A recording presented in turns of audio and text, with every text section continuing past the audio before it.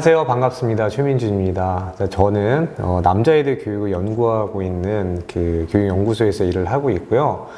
저는 오늘 10월 10일 정신건강의 날을 맞이해서 여러분들의 특히 이제 아들 키우는 어머님들의 정신건강을 위해 우리가 그들을 조금 더 어떻게 좀 가르치면 좋을지에 대한 이야기를 좀 심층적으로 좀 짧게 드려보려고 합니다. 우리가 이제 제가 현장에서 정말 많은 어머님들과 아들을 만나고 있는데요. 안타까운 마음이 될 때가 굉장히 많습니다. 서로 너무 사랑하는데 너무 다른 서로의 특질 때문에 그 다른 부분 때문에 서로 이해하지 못하고 속상해지는 상황을 조금이나마 좀 줄여보자. 오늘은 제가 어떻게 그들을 잘 가르쳐야 되는가. 좀 더 정확하게 말씀드리자면 여러분들이 어쩔 수 없이 부모이기 때문에 내가 너무 사랑하는 자녀를 어쩔 수 없이 그들의 자기결정권을 빼앗아야 하는 순간들이 올 때가 있습니다. 예를 들면 밤에 양치를 시켜야 된다든가, 놀다가 그만 놀고 집에 가야 된다든가, 스마트폰을 그만하게끔 제지시켜야 된다든가. 매일 이런 상황이 반복이지 않습니까? 이런 상황에서 우리가 어떻게 대처를 하는 게 적절한지에 대한 이야기를, 그리고 어떻게 하는 게 효과적이었는지를 좀 현실적으로 이야기를 드려보도록 하겠습니다.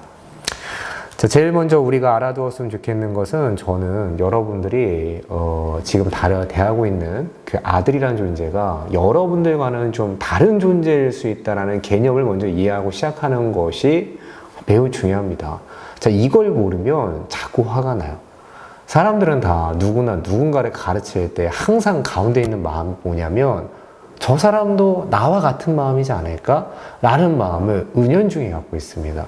그러니까 내가 겪어왔던 그 경험과 감성을 토대로 나와 좀 다른 존재를 가르치려고 할 때 생기는 문제가 상당히 심각하기에, 먼저 우리가 훈육을 어떻게 해야 되는가, 어떻게 가르쳐야 되는가 배우기 전에 제일 먼저 내가 가르치고 있는 상대의 특성은 무엇인가 알아두시면 좋을 것 같습니다. 그래서 저는 아들의 특성을 몇 가지만 여러분들에게 좀 알려드리고 싶은데요. 이제 첫 번째는 항상 말씀드리는 거지만, 여러분들 생각보다 여러분들의 자녀가, 아들이 귀가 안 들릴 수 있다는 것을 유념하고 좀 봐주시면 좋겠다라고 말씀드리고 싶습니다. 이 귀 안 들리는 남성의 특성은 굉장히 상징적인 건데요. 이게 실제로도 그 언어 영역의 데시벨을 남성이 여성보다 좀 듣는 능력이 좀 떨어진다고 합니다. 근데 이 사실보다 더 중요한 것은 무엇이냐면, 이 챕터에서 강조드리고 싶은 것은, 내가 아이에게 화가 날 때는 반드시 저 아이가 지금은 어떤 상황이야 라고 내가 먼저 정의를 내린 다음에 화가 나는 프로세스가 있다는 것을 여러분들이 기억을 해주시면 좋을 것 같습니다. 예를 들어 볼게요. 아이가 저기 앞에 있는데, 이제 내가 아무리 봐도 있잖아요. 저 거리는 내가 말했을 때 이게 안 들릴 만한 거리는 아니라는 생각이 들 때가 있어요.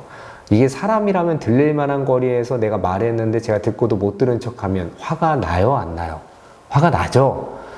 근데 여기서 중요한 건 뭐냐면, 우리는 지금까지는 항상 이렇게 화가 났을 때 이 화를 조절하거나 참는 방법에 대해서 연구를 했다면, 사실 그 방법은 효율적이지 않았을 겁니다. 화가 난 다음에 그것을 참는 방법은 생각보다 어렵습니다. 화를 참는 게 아니고, 그러니까 내가 화가 나기 전에 프로세스를 잘 이해하는 게 중요합니다. 내가 상대방의 행동을 어떻게 정의하냐에 따라서 화가 나기도 하고 안 나기도 한다는 걸 기억하셔야 돼요. 그러니까 앞에 있는 아이가 저거 내 말 듣고도 못 들은 척하네! 그럼 화가 납니다. 그런데 저게 진짜 안 들리는 건 아닐까? 이런 생각을 하고 나면 조금 화가 덜 난다는 사실. 그러니까 화를 안 내는 것보다 더 중요한 것은 상대방 행동을 바르게 이해하는 것이다 라는 말씀 드리고 싶은 거예요.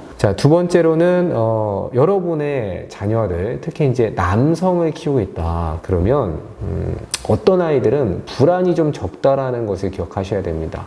그러니까 여러분들이 집에서 이런 얘기 많이 하실 거예요. 민준아, 너 숙제 안 하고 놀면 너도 불안하지 않니? 너도 속에서 불안이 올라오지 않아? 찝찝하지 않아? 그러니까 숙제하고 놀자 라는 얘기를 많이 하셨다면, 이 아이들이 진짜 안 불안할 수 있다라는 걸 기억하셔야 됩니다. 걔네들은 진짜 안 찝찝할 수 있어요. 숙제 안 하고라도 아주 해피할 수 있습니다. 자, 우리가 이런 거 모르고 자꾸 이렇게 하면은 얘가 약간의 헛다리 짚는 상황이 될 수 있는 거죠. 근데 그렇다고 해서 이 아이들이 아무것도 어떤 것도 못 느끼거나 좀 그런 건 절대 아니겠죠. 자, 우리 이렇게 불안을 못 느끼는 좀 특질을 갖고 있는 아들들에게는 조금 더 허세가 있을 수 있다라는 것을 보고, 자, 이 부분을 잘 건드려주면 좋을 것 같습니다. 자, 무슨 얘기냐면, 자, 불안을 못 느끼는 아이한테 가서 민준아, 너 이거 찝찝하니까 먼저 치우고 놀자. 잘 안 먹혀요. 그런데 가서 이렇게 얘기하는 겁니다. 민준아, 너 이거 혹시 몇 초 만에 치울 수 있어? 자, 다시 한번 해볼게요. 아이가 숙제를 안 하고 놀고 있어요. 민준아, 너 숙제 안 하고 놀면 너도 불안하지 않아? 그러니까 숙제하고 놀자. 자, 이것보다 민준아, 너 이 문제 몇 초 만에 풀 수 있어? 이게 훨씬 잘 먹히는 얘기일 수 있다. 그러니까 그렇다고 해서 매번 이 이야기를 반복하면 안 되겠죠. 그럼 아이도 엄마가 이 이야기를 하는 의도를 느낄 때, 자, 그때 또 안 따를 수 있습니다. 그러나 여기서 중요한 것은 무엇이냐. 아, 나와는 좀 다른 포인트로 움직일 수 있겠구나 라는 거를 이해하는 것이 되게 중요하다라고 말씀드릴 수 있을 것 같습니다. 자, 세 번째로는 여러분 또 하나 아셔야 되는 거는 여러분들 생각보다 항상 그들이 공감 능력이 떨어질 수도 있다는 걸 기억하셔야 됩니다. 자, 우리가 아동을 가르칠 때 상당수는 그 상대방의 공감 능력에 기대서 교육을 하고 있다는 것을 기억하셔야 돼요. 자, 예를 들면 여러분들이 아이에게 급작스럽게 무언가 제지를 하는 겁니다. 민준아, 너 그만해야 돼. 그렇게 하면 안 돼. 라고 이제 잠깐 멈추게끔 했어요. 근데 이게 말을 해야 될 때가 좀 이게 시간이 없을 때 눈빛으로 얘기할 때가 있습니다. 너 그만해. 자, 이런 표정을 지었을 때, 자, 우리가 바라는 건 뭐냐면 이 눈빛에서 나오는 이 시그널을 읽어주길 바란단 말이에요. 그러니까 민준아, 너 이렇게 하면 네 신상에 이롭지 않고 엄마 기분 안 좋으니까 그만하는 게 좋을 것 같아를 이 눈빛을 담아서 상대방이 알아차려주길 바라는 마음으로 내릴 때가 있는데, 여러분 이 알아차림의 영역이 우리 아들에게는 좀 어려운 영역일 수 있다는 걸 기억해 주시면 좋을 것 같습니다. 자, 아이가 지금 좀 창문을 열어줬으면 좋겠어요. 그럴 때 우리가 종종 예의 있게 매너 있게 표현한다고, 민준아 좀 덥지 않아? 자, 요런 거 하지 말자라는 거예요. 이렇게 했을 때 얘가 딱 알아듣고, 아, 창문을 열란 얘기구나. 자, 이런 건 아주 고난이도로 사회성이 발달된 여성들 세계에서는 좀 가능하지만, 하지만 우리 아들들에게는 더워 그러면은 뭐 그렇구나 하고 넘어갈 수 있다라는 거예요. 그래서 그것보다는 정확하게 얘기해 줄 필요가 있습니다. 창문을 열어줘. 자, 지금은 이거는 아니야.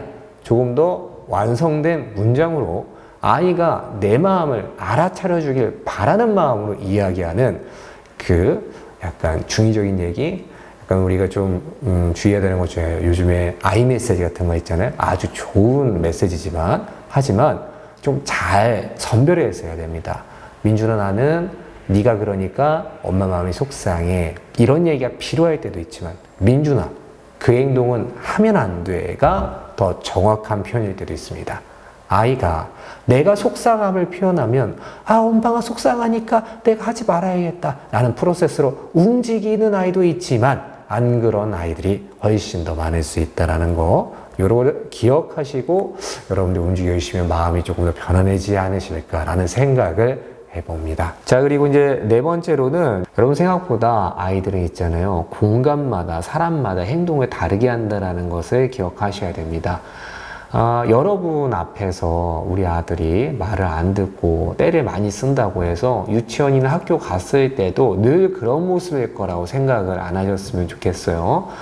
자, 종종 어머님들이 이제 저에게 아이를 의뢰를 할 때도, 수업을 맡길 때도, 집에서 대기 잘 안 되는데 선생님 오늘 안 힘드셨어요? 근데 저는 진짜 안 힘들 때가 있어요. 그 아이가 환경이 바뀌었으니까 좀 다르게 행동하는 거겠죠. 근데 이제 어머님들이 그 말을 믿지 않으시고, 그럴 리가 없어요. 선생님 솔직하게 얘기하셔도 돼요. 뭐 이럴 때도 있는데, 그렇지 않습니다. 여러분들 우리가 아셔야 되는 것은 아이들은 맥락과 환경에 따라서 항상 행동을 다르게 할 수 있다는 것을 기억을 하셔야 그들을 조금 더 입체적으로 보일 수 있습니다. 총 한 4가지 정도 얘기한 것 같아요. 첫 번째, 여러분 생각보다 귀가 안 들린다. 두 번째, 여러분들 생각보다 불안을 못 느끼는 아들이 있을 수 있다. 공감 능력이 좀 낮을 수 있으니까 너무 아이 메시지 남발하지 말자. 그리고 친구들, 이 소셜, 그리고 이 환경에 따라서 아이들은 다르게 행동할 수 있다. 이거 4가지 말씀드렸는데요. 여기서 다 중요한 것은 무엇이냐면 이게 아들이라고 모두가 다 불안이 없거나 귀가 안 들리거나 공감이 낮은 것은 아니다라는 말씀을 또 드리고 싶어요. 상대방을 이해할 때 제일 중요한 건 개인의 차입니다. 근데 그 개인의 차를 구성하는 가장 중요한 요소가 성별의 차이니까 아들들은 이럴 수 있겠구나. 행여 내 아들이 좀 불안이 높은 타입이다 그러면 이 친구는 내가 하던 대로 하면 되겠구나 생각하시면 되겠고요. 뭔가 내 말이 제대로 좀 들리지 않는 것 같다라는 생각이 들 때는 그때는 내가 지금 이 아이를 잘못 이해하고 있었던 것은 아닌가라는 생각을 한번 해보자. 이게 첫 번째라고 볼 수 있겠습니다. 자, 그리고 그 다음에는 이제 두 번째로는 엄마의 특성도 보도록 하겠습니다. 자, 여러분들이 정신건강의 날 10월 10일에 맞아서 그날부터 이제 화를 좀 덜 내야 될 거 아닙니까? 자, 그러면 여러분들은 언제 화가 날까요? 자, 첫 번째, 제가 진짜 드리고 싶은 얘기인데 여러분들이 화가 나는 그 화를 하루의 분포도로 보면 대부분 나의 화는 아침에 몰려있다 라고 말씀드리고 싶습니다. 아마 그럴 거예요. 예를 들어 볼게요. 학교를 가는데 엘리베이터가 지금 바로 왔어요. 지금 당장 신발을 신고 나가야 저거 탈 수 있을까 말까 하는데 거기서 이 아이가 갑자기 나 이 신발 마음에 안 들어. 다른 거 신을래. 엄마, 나 이거 싫어. 이렇게 얘기했을 때 어때요? 아이의 요구는 사실 부당한 게 아니에요. 그런데 나는 단기 없이 화가 난다.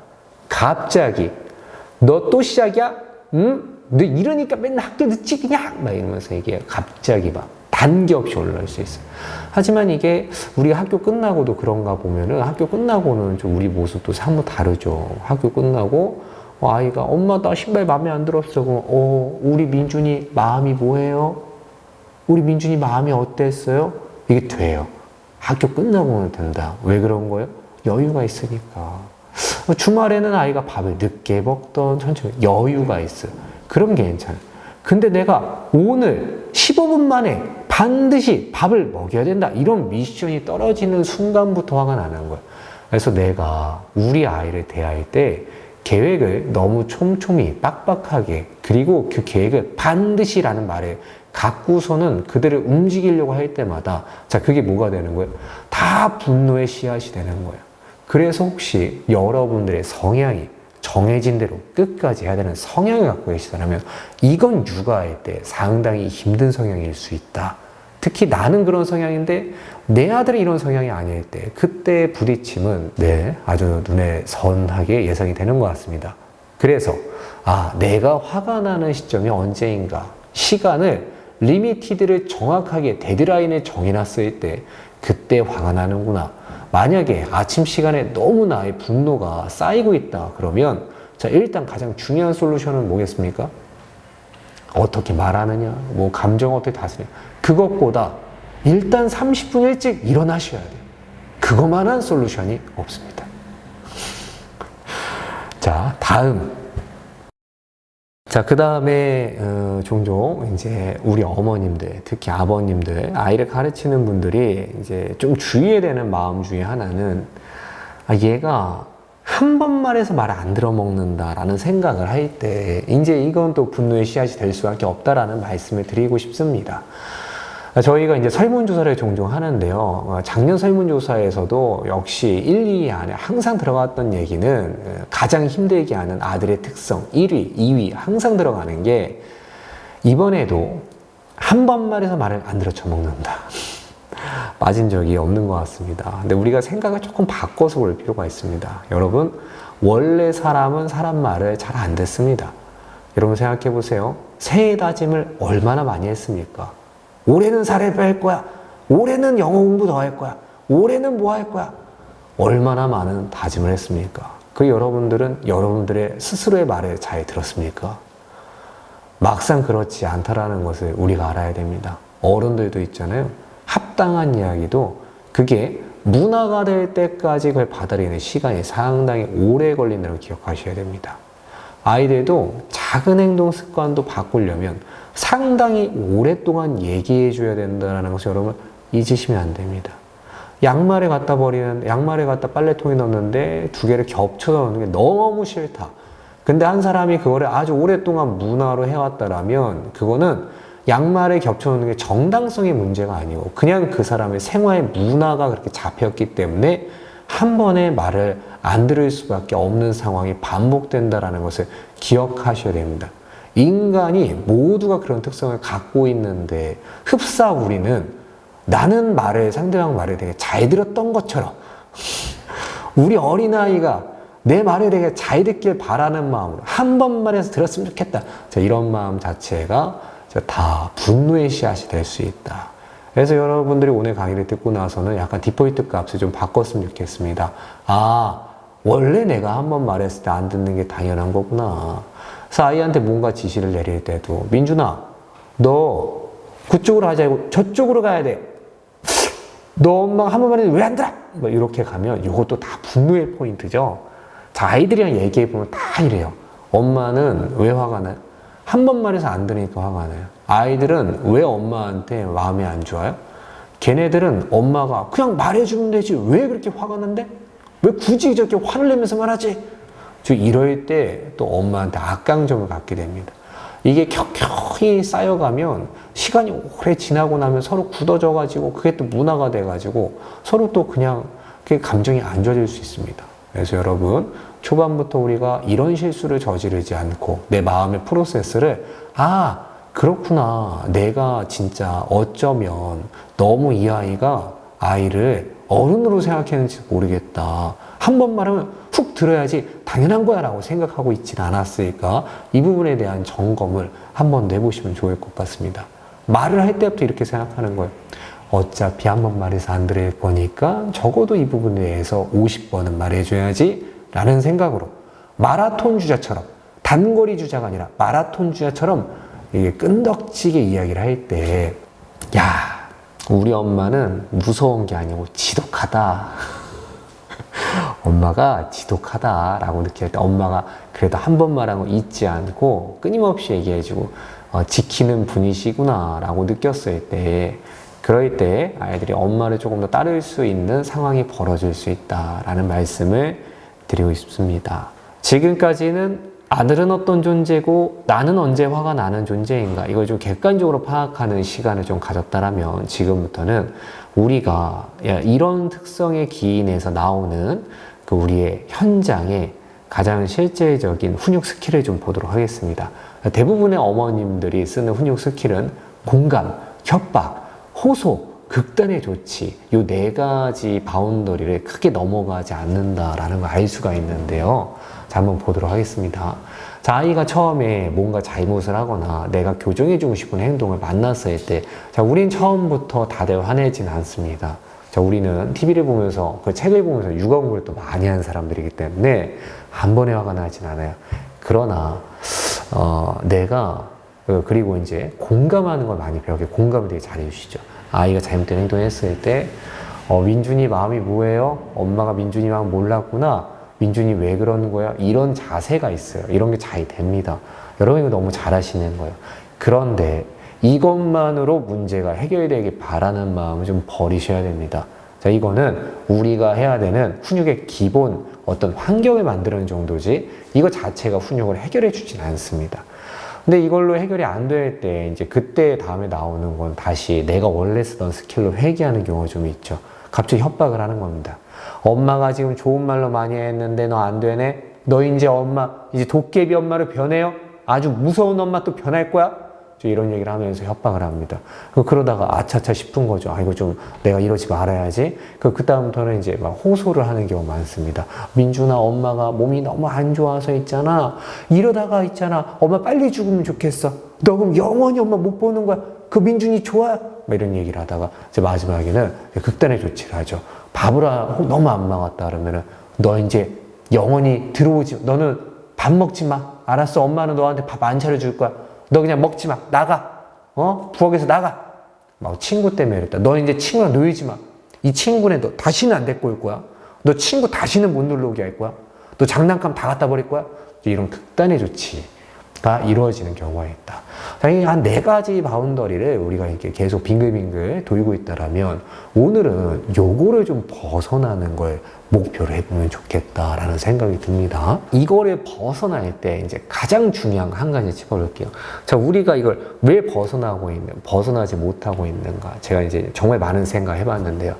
근데 현장을 보면서 가장 많이 느꼈던 거, 정말 의외의 것에 하나의 답이 있었다. 그것은 무엇이냐면, 의외로 우리가 있잖아요.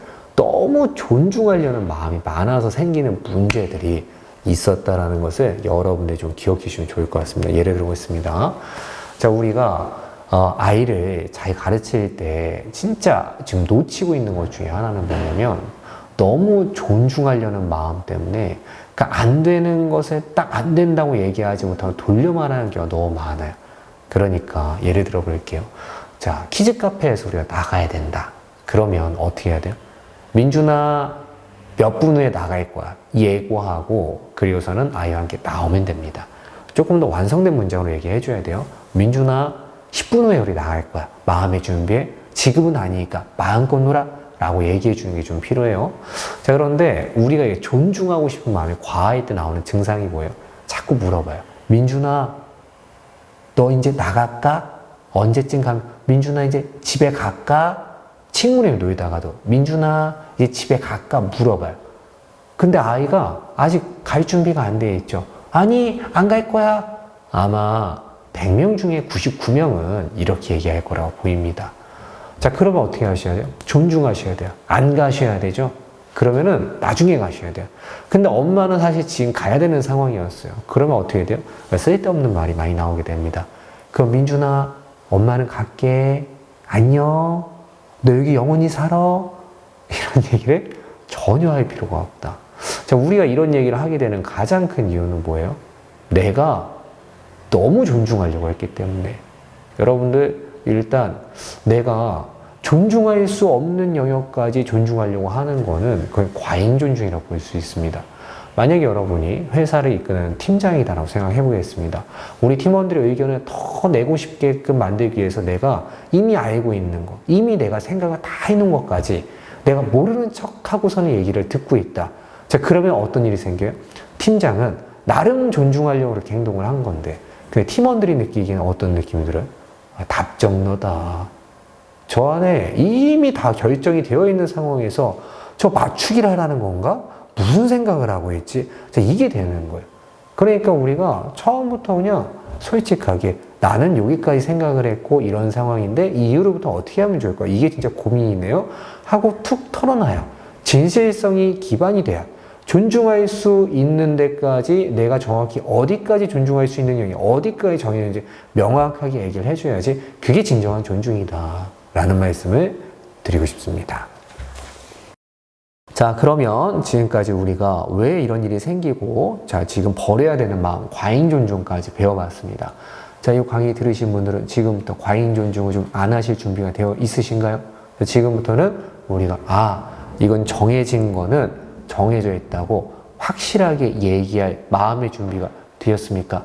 자, 그럼 다음으로 넘어가도록 하겠습니다. 자, 지금부터는 자, 우리가 그래서 훈육을 할 때 가장 중요한 3가지 가치를 좀 이야기해 보도록 하겠습니다. 가장 중요한 노하우 첫 번째는 좀 가까이 가서 얘기하는 겁니다.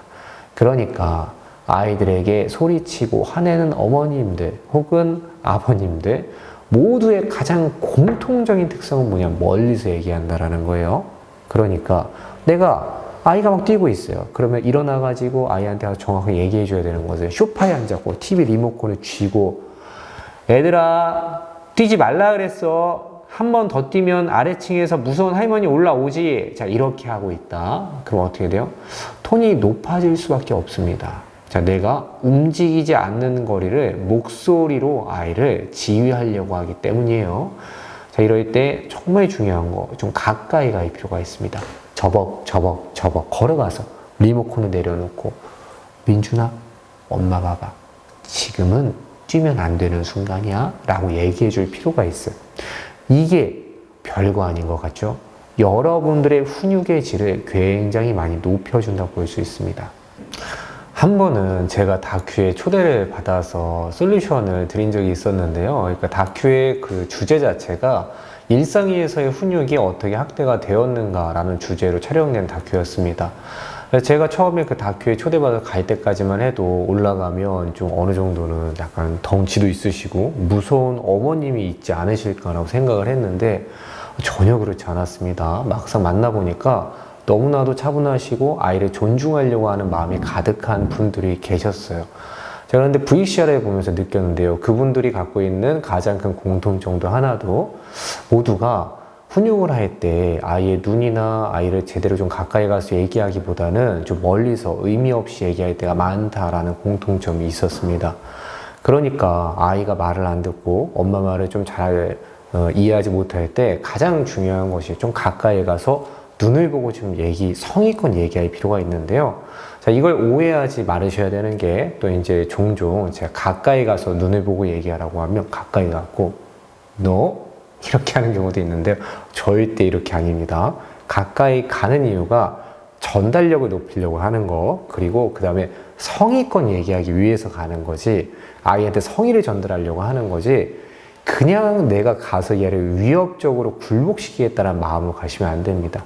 자, 예를 들어서 옆에서 누가 물건을 좀 빌려달라고 얘기했어요. 혹은 아니면 내가 물건을 빌려야 되는 상황입니다. 그러면 내가 그냥 그 상대방을 쳐다도 보지 않고 저 혹시 나 물건 좀 빌려줄 수 있어? 하고 대충 얘기하는 거라, 저기 언니 미안한데 나 진짜 이거 한번 빌려줄 수 있어? 랑은 전혀 다른 거죠.